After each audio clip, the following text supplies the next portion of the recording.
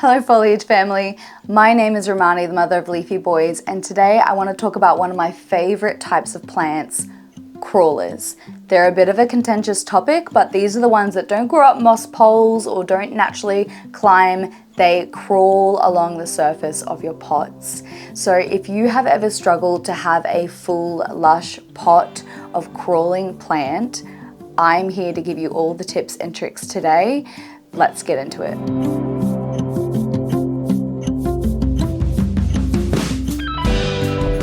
So first off, let's talk about what crawling plants actually are. So these are the kinds of plants that aren't naturally going to want to climb up anything. They're not plants that naturally are going to want moss poles or stakes or things for them to climb up.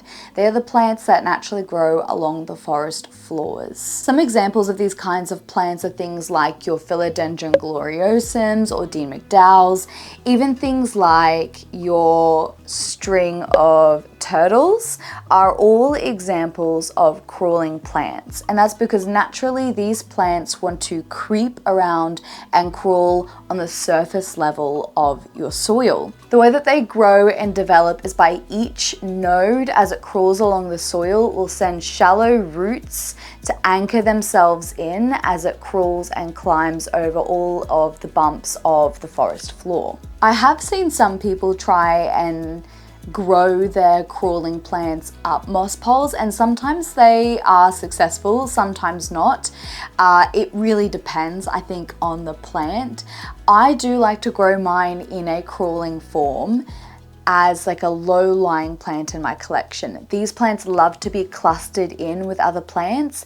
As much as they look beautiful like on their own as a sort of a trophy looking plant, they do like to be clustered in. So there are plenty of different kinds of crawling, or sometimes they're called creeping plants, like your string of turtles. But today I really want to focus in on taking care of your classic Philodendron crawling plants, those beautiful big heart leaf styled. So let's start off by talking about the kind of lighting these plants enjoy.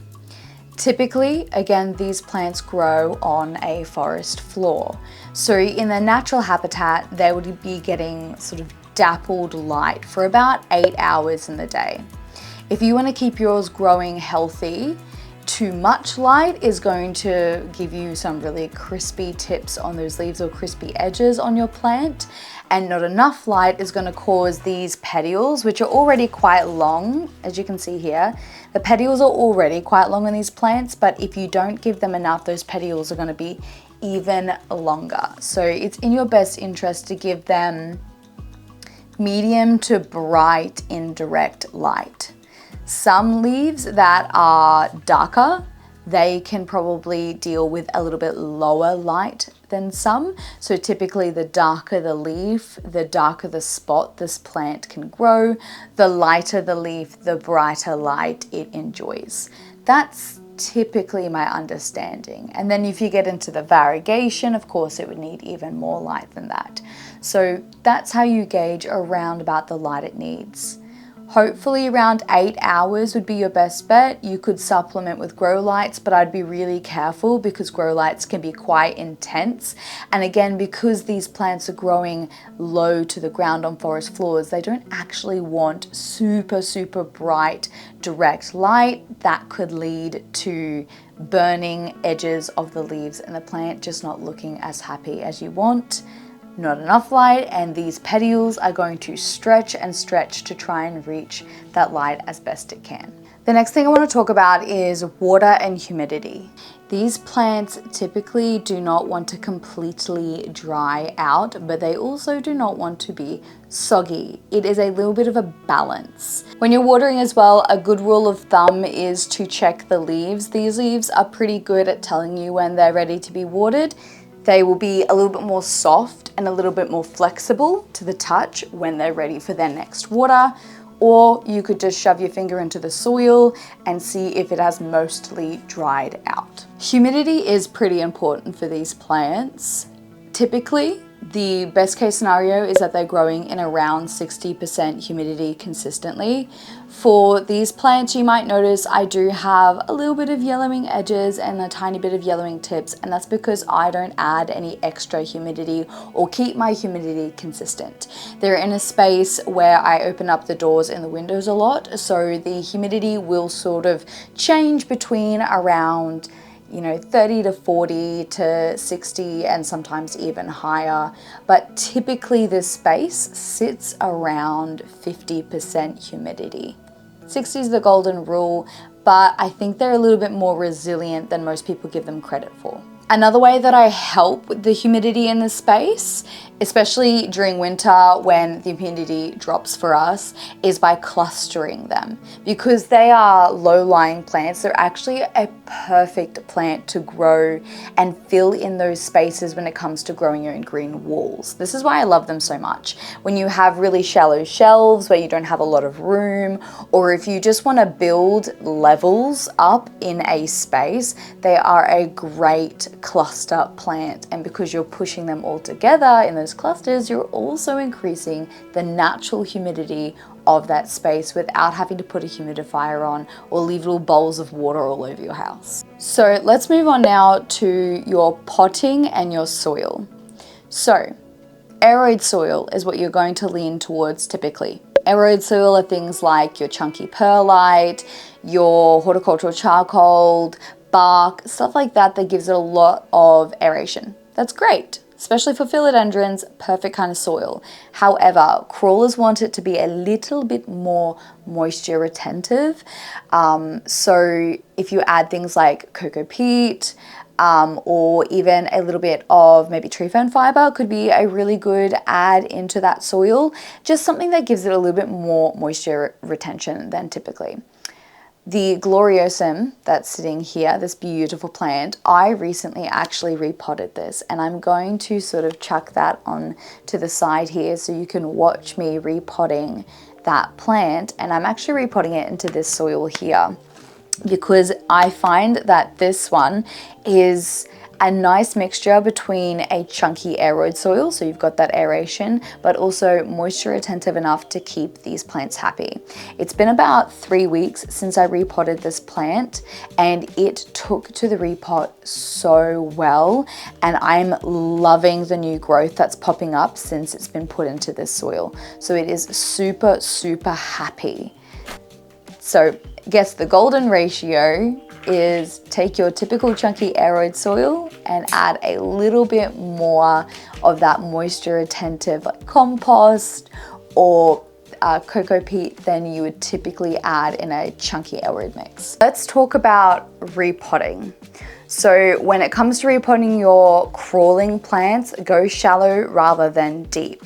This is quite a wide pot, and typically it would come down to, I would say about here if it was a typical plant pot, but I've picked up a squat pot. I think that's like what they usually labeled as squat pots, but they aren't very deep, and because the roots don't bury themselves that deep, you're going to be better off at the end, because I said when I was talking about watering, the roots don't try and send out those long deep tap roots to get to the bottom of the soil.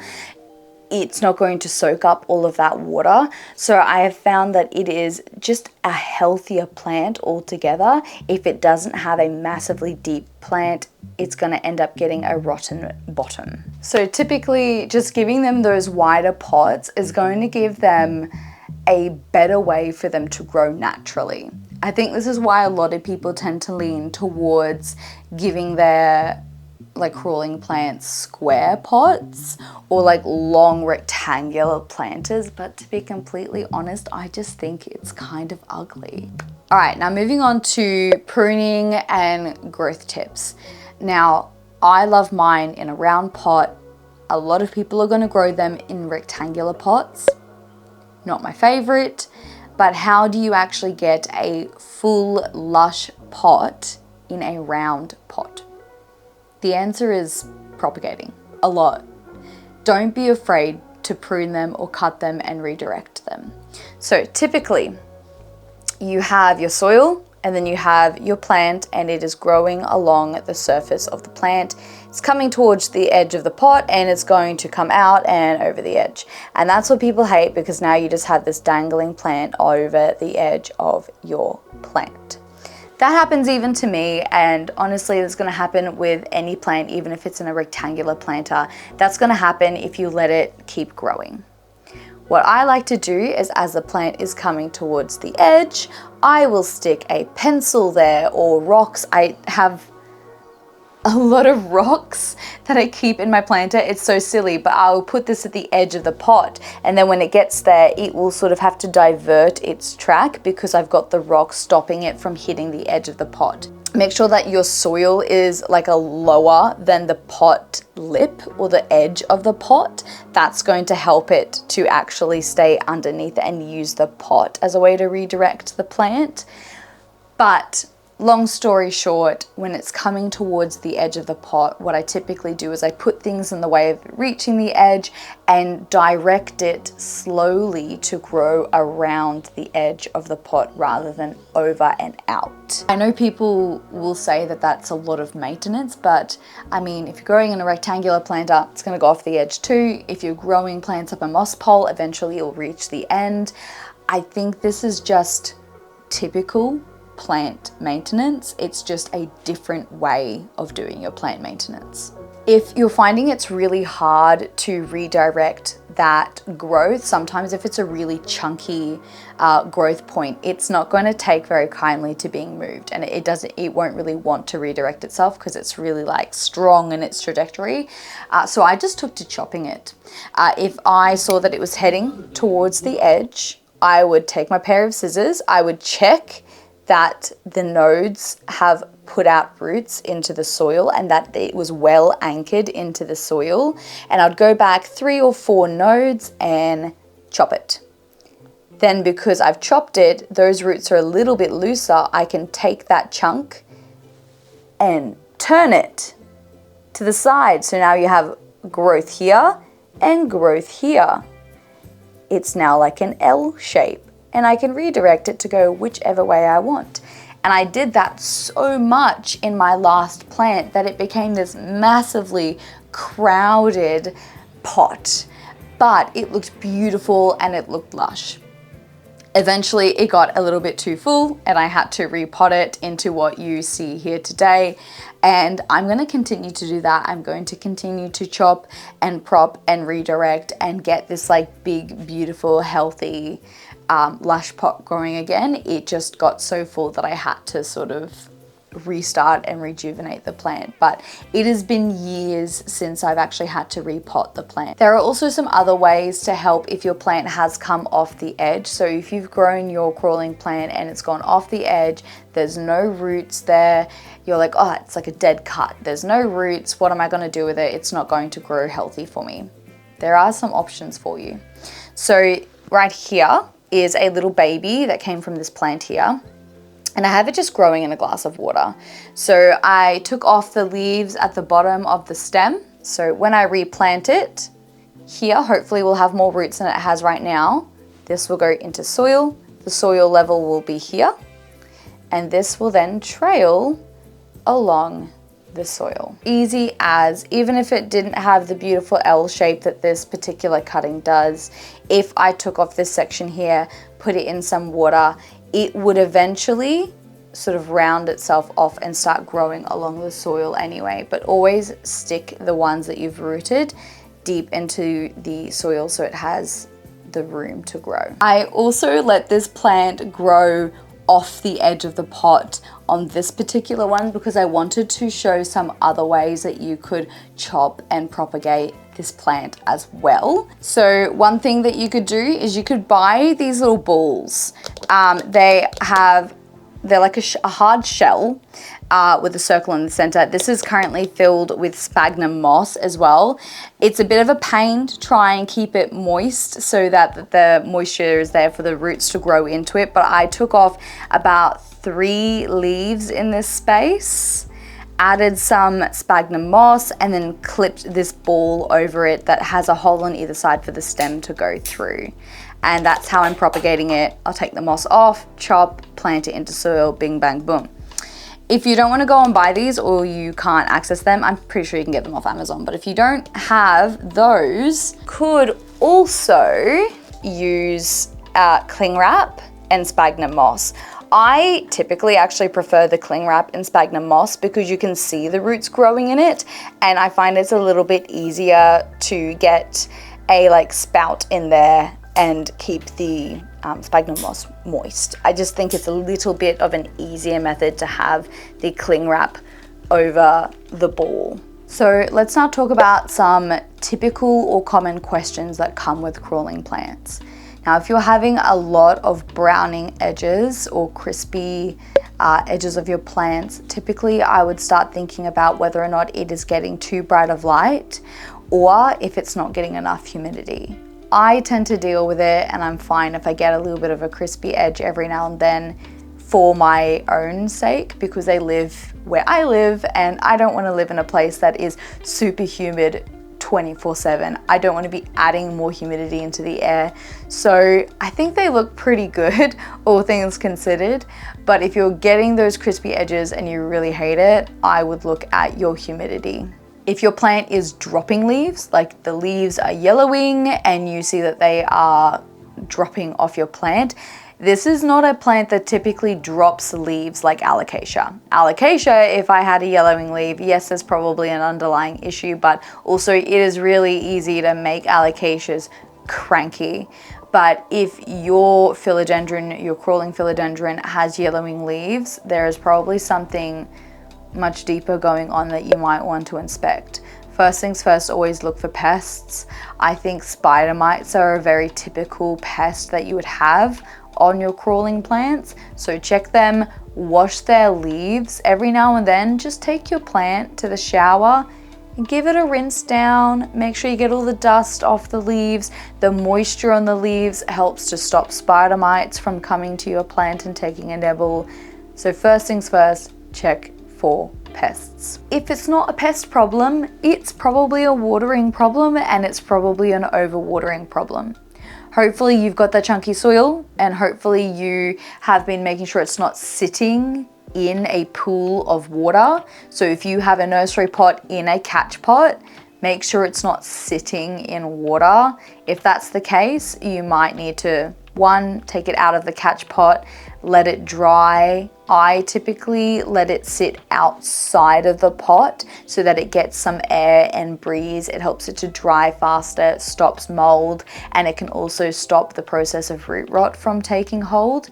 But if you're losing a lot of leaves and losing them quickly, you might have to just completely repot the plant and pull off any rotted roots. If you notice that the growth has slowed down on your plant more than usual, because crawlers are a little bit more of a slow grower, but if you've noticed it has slowed down more than usual, especially if you're in spring or summer, this is probably a sign that it is time to give it a little bit of a boost with some fertilizer or some worm castings or worm juice. So that is it, crawling plant care in a nutshell.